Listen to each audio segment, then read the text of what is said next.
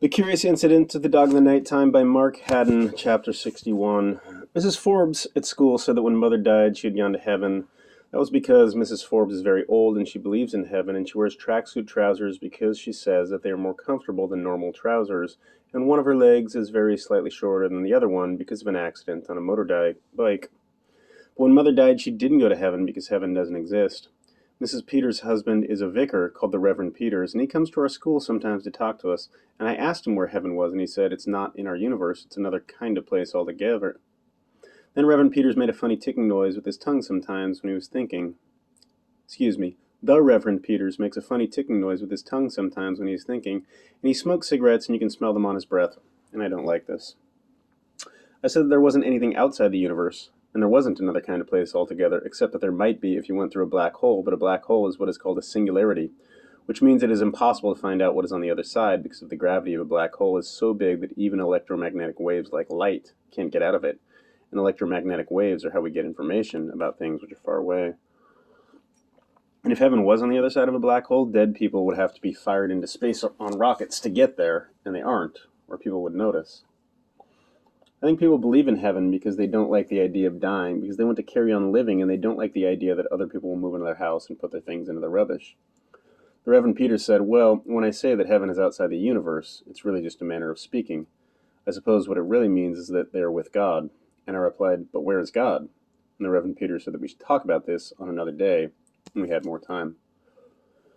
What actually happens when you die is that your brain stops working and your body rots, like Rabbit did when he died and we buried him in the earth at the bottom of the garden, and all his molecules were broken down into other molecules, and they went into the earth and were eaten by worms and went into the plants, and if we go and dig in the same place in 10 years, there will be nothing except a skeleton left, and in 1,000 years, even a skeleton will be gone.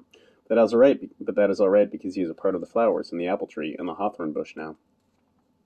When people die, they are sometimes put into coffins, which means that they don't mix with the earth for a very long time until the wood of the coffin rots. But Mother was cremated. This means that she was put into a coffin and burned and ground up and turned into ash and smoke.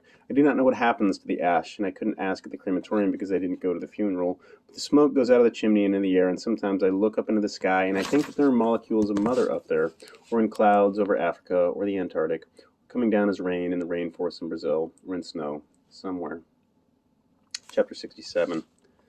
The next day was Saturday, and there was not much to do on a Saturday unless Father takes me out somewhere on an outing to the boating lake or to the garden center. But on this Saturday, England were playing Romania at football, which meant that weren't going to go on an outing because Father wanted to watch the match on the television.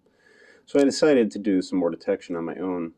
I decided that I would go and ask some of the other people who lived in our street if they had seen anyone killing Wellington or whether they had seen anything strange happening in the street on Thursday night. Talking to strangers is not something I usually do. I do not like talking to strangers. This is not because of stranger danger, which they tell us about at school, which is where a strange man offers you sweets or a ride in his car because he wants to do sex with you. I'm not worried about that. If a strange man touched me, I would hit him, and I can hit people very hard. For example, when I punched Sarah because she had pulled my hair, I knocked her unconscious, and she had concussion, and they had to take her to the accident and emergency department at the hospital. And also, I always have my Swiss Army knife in my pocket, and it has a saw blade which could cut a man's fingers off. I do not like strangers because I do not like people I have never met before. They are hard to understand.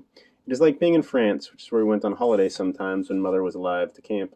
And I hated it because if you went into a shop or a restaurant or on a beach, you couldn't understand what anyone was saying, which was frightening. It takes me a long time to get used to people I do not know. For example, when there's a new member of staff at school, I do not talk to them for weeks and weeks. I just watch them until I know that they are safe. Then ask them questions about themselves, like whether they have pets and what is their favorite color and what do they know about the Apollo space missions. And I get them to draw a plan of their house and I ask them what kind of car they drive so I get to know them. Then I don't mind if I'm in the same room as them and don't have to watch them all the time. So talking to the other people on our street was brave, but if you're going to do detective work, you have to be brave, so I had no choice. First of all, they made a plan of our part of the street, which is called Randolph Street, like this. Then I made sure I had my Swiss Army knife in my pocket, and I went out and I knocked on the door of number 40, which is opposite Mrs. Shears's house, which means that they were most likely to have seen something. The people who live at number 40 are called Thompson. Mr. Thompson answered the door. He was wearing a t-shirt which said beer, helping ugly people have sex for 2,000 years. Mr. Thompson said, "Can I help you?" I said, "Do you know who killed Wellington?" I did not look at his face. I do not like looking at people's faces, especially if they are strangers. He did not say anything for a few seconds. Then he said, "Who are you?" I said, I'm Christopher Boone from number 36, and I know you. You're Mr. Thompson. He said, I'm Mr. Thompson's brother. I said, do you know who killed Wellington? He said, who the fuck is Wellington? I said, Mrs. Shears's dog. Mrs. Shears is from number 41. He said, someone killed your dog? I said, with a fork. He said, Jesus Christ. I said, a garden fork, in case you thought I meant a fork you eat your food with. Then I said, do you know who killed him? He said, I haven't a bloody clue. I said, did you see anything suspicious on Thursday evening? He said, look, son, do you really think you should be going around asking questions like this? And I said, yes, because I want to find out who killed Wellington, and I'm writing a book about it. And he said, well, I was in Colchester on Thursday, so you're asking the wrong bloke. I said, thank you, and I walked away. There was no answer at house number 42. I had seen the people who lived at number 44, but I did not know what their names were. They were black people, and they were a man and a lady with 2 children, a boy and a girl. The lady answered the door. She was wearing boots which looked like army boots, and there were 5 bracelets made out of a silver-colored metal on her wrist, and they made a jangling noise.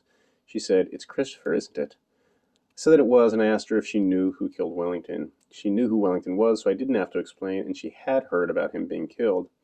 I asked if she had seen anything suspicious on Thursday evening, which might be a clue. She said, like what? And I said, like strangers, or like the sound of people arguing. But she said she hadn't. And then I decided to do what is called trying a different tack. And I asked whether she knew of anyone who might want to make Mrs. Shears sad. And she said, perhaps you should be talking to your father about this. And I explained that I couldn't ask my father, because the investigation was a secret, because he had told me to stay out of other people's business. She said, well, maybe he has a point, Christopher. And I said, so you don't know anything which might be a clue? And she said, no. And then she said, you be careful, young man. I said that I would be careful, and then I said thank you to her for helping with my questions, and I went to number 43, which is the house next to Mrs. Shears's house. The people who live at number 43 are Mr. Wise and Mr. Wise's mother, who is in a wheelchair, which is why he lives with her, so he can take her to the shops and drive her around. It was Mr. Wise who answered the door. He smelled of body odor and old biscuits and off popcorn, which is what you smell of if you haven't washed for a very long time, like Jason at school smells because his family is poor. I asked Mr. Wise if he knew who had killed Wellington on Thursday night. He said, bloody hell. Policemen are getting younger, aren't they? Then he laughed. I do not like people laughing at me, so I turned and walked away. I did not knock at the door of number 38, which is the house next to our house, because the people there take drugs, and Father says that I should never talk to them, so I don't. And they play loud music at night, and they make me scared sometimes when I see them in the street, and it is not really their house. Then I noticed that the old lady who lives at number 39, which is on the other side of Mrs. Shears's house, was in her front garden cutting her hedge with an electric hedge trimmer. Her name is Mrs. Alexander. She has a dog. It is a dachshund, so she was probably a good person because she liked dogs, but the dog wasn't in the garden with her. It was inside the house. Mrs. Alexander was wearing jeans and training shoes, which old people don't normally wear, and there was mud on the jeans, and the trainers were New Balance trainers, and the laces were red. I went up to Mrs. Alexander and said, do you know anything about Wellington being killed? Then she turned the electric hedge trimmer off and said, I'm afraid you're going to have to say that again. I'm a little deaf. So I said, do you know anything about Wellington being killed? And she said, I heard about it yesterday. Dreadful. Dreadful. I said, do you know who killed him? And she said, no, I don't. I replied, somebody must know, because the person who killed Wellington knows that they killed Wellington, unless they're a mad person or didn't know what they were doing, or unless they had amnesia. And she said, well, I suppose you're probably right. I said, thank you for helping me with my investigation. And she said, you're Christopher, aren't you? I said, yes, I live at number 36. And she said, we haven't talked before, have we? I said, no, I don't like talking to strangers, but I'm doing detective work. And she said, I see you every day, going to school. I didn't reply to this. And she said, it's very nice of you to come and say hello. I didn't reply to this either because Mrs. Alexander was doing what is called chatting, where people say things to each other which aren't questions and answers and aren't connected. Then she said, even if it's only because you're doing detective work. And I said, thank you again. I was about to turn and walk away when she said, I have a grandson your age. I tried to do chatting by saying my age is 15 years and 3 months and 3 days. And she said, well, almost your age. Then we said nothing for a little while until she said, you don't have a dog, do you? And I said, no. She said, you'd probably like a dog, wouldn't you? And I said, I have a rat. And she said, a rat? And I said, he's called Toby. And she said, oh. And I said, most people don't like rats because they think they carry diseases like bubonic plague. That's only because they lived in sewers and stowed away on ships coming from foreign countries where there were strange diseases. But rats are very clean. Toby is always washing himself, and you don't have to take him out for walks. I just let him run around my room so that he gets some exercise. And sometimes he sits on my shoulder or hides in my sleeve like it's a burrow. But rats don't live in burrows in nature. Mrs. Alexander said, do you want to come in for tea? And I said, I don't go into other people's houses. And she said, well, maybe I could bring some out here. Do you like lemon squash? I replied, I only like orange squash. And she said, luckily I have some of that as well. What about Battenberg? And I said, I don't know because I don't know what Battenberg is. She said, it's a kind of a cake. It has 4 pink and yellow squares in the middle, and it has marzipan icing around the edge. And I said, is it a long cake with a square cross section which is divided into equally sized, alternately colored squares? And she said, yes, I think you could probably describe it like that. I said, I think I'd like the pink squares, but not the yellow squares because I don't like yellow. And I don't know what marzipan is, so I don't know whether I'd like that. And she said, I'm afraid marzipan is yellow too. Perhaps I should bring out some biscuits instead. Do you like biscuits? And I said, yes, some sorts of biscuits. And she said, I'll get a selection. Then she turned and went to the house. She moved very slowly because she was an old lady and she was inside the house for more than 6 minutes, and I began to get nervous because I didn't know what she was doing in the house. I didn't know her well enough to know whether she was telling the truth about getting orange squash and Battenberg cake, and I thought she might be ringing the police, and then I'd get into much more serious trouble because of the costume, so I walked away. And as I was crossing the street, I had a stroke of inspiration about who might have killed Wellington. I was imagining a chain of reasoning inside my head, which was like this. 1. Why would you kill a dog? A. Because you hated the dog. B. Because you were mad. C. Because you wanted to make Mrs. Shears upset.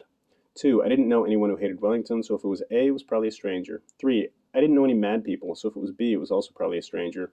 4. Most murders are committed by someone who is known to the victim. In fact, you're most likely to be murdered by a member of your own family on Christmas Day. This is a fact. Wellington was therefore most likely to have been killed by someone known to him. 5. If it was C, I only knew one person who didn't like Mrs. Shears, and that was Mr. Shears, who knew Wellington very well indeed. This meant that Mr. Shears was my prime suspect. Mr. Shears used to be married to Mrs. Shears, and they lived together until 2 years ago. Then Mr. Shears left and didn't come back. This is why Mrs. Shears came over and did lots of cooking for us after Mother died, because she didn't have to cook for Mr. Shears anymore. She didn't have to stay at home and be his wife. And also Father said that she needed company and didn't want to be on her own. And sometimes Mrs. Shears stayed overnight at our house, and I liked it when she did because she made things tidy, and she arranged the jars and pans and tins in order of their height on the shelves in the kitchen. She always made their labels face outward, and she put the knives and forks and spoons in the correct compartments in the cutlery drawer. But she smoked cigarettes and said lots of things I didn't understand, e.g., I'm going to hit the hay, and it's brass monkeys out there, and let's rustle up some tucker. And I didn't like when she said things like that because I didn't know what she meant. And I don't know why Mr. Shears left Mrs. Shears because nobody told me. When you get married, it is because you want to live together and have children. And if you get married in a church, you have to promise that you will stay together until death do us part. And if you don't want to live together, you have to get divorced. And this is because one of you has done sex with somebody else, or because you're having arguments and you hate each other and you don't want to live in the same house anymore and have children. And Mr. Shears didn't want to live in the same house as Mrs. Shears anymore, so he probably hated her, and he might have come back and killed her dog to make her sad. I decided to find out more about Mr. Shears. Chapter 71. All the other children in my school are stupid, except I'm not meant to call them stupid, even though this is what they are. I meant to say that they have learning difficulties, or that they have special needs, but this is stupid because everyone has learning difficulties, because learning to speak French or understanding relativity is difficult, and also everyone has special needs, like Father, who has to carry a little packet of artificial sweetening tablets around with him to put in his coffee to stop him from getting fat. Or Mrs. Peters, who wears a beige-colored hearing aid, or Shaban, who has glasses so thick that they give you a headache if you borrow them, and none of these people are special needs, even if they have special needs. But Shaban said we have to use those words because people used to call children like the children at school spaz and crip and mong, which were nasty words. But that is stupid too, because sometimes the children from the school down the road see us in the street when we're getting off the bus and they shout, special needs, special needs. But I don't take any notice because I don't listen to what other people say, and only sticks and stones can break my bones, and I have my Swiss Army knife if they hit me. If I kill them, it will be self-defense, and I won't go to prison. I'm going to prove that I'm not stupid. Next month, I'm going to take my A-level in maths, and I'm going to get an A grade. No one has ever taken an A-level at our school before. The headmistress, Miss Gascoigne, didn't want me to take it at first. She said they didn't have the facilities to let us sit A-levels, but Father had an argument with Mrs. Gascoigne, and he got really cross. Mrs. Gascoigne said they didn't want to treat me differently from everyone else in the school, because then everyone would want to be treated differently, and it would set a precedent. I could always do my A-levels later, at 18. I was sitting in Mrs. Gascoigne's office with Father when she said these things, and Father said, Christopher's getting a crap enough deal already, don't you think, without you shitting on him from a great height as well? Jesus, this is the one thing he is really good at. Then Mrs. Gascoigne said that she and Father should talk about this at some later point on their own, but Father asked her whether she wanted to say things she was embarrassed to say in front of me, and she said no, so he said, say them now then.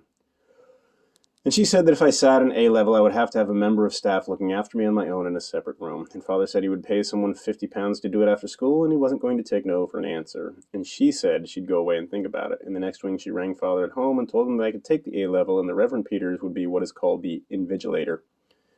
And after I've taken A-level maths, I'm going to take A-level further maths and physics, and then I can go to university. There's not a university in our town, which is Swindon, because it is a small place. We'll have to move to another town where there is a university, because I don't want to live on my own or in a house with other students. But that will be all right, because Father wants to move to a different town as well. He sometimes says things like, "We've got to get out of this town, kiddo," and sometimes he says, "Swindon is the arsehole of the world." Then, when I've got a degree in maths or physics or maths and physics, I'll be able to get a job and earn lots of money, and I will be able to pay someone who can look after me and cook my meals and wash my clothes.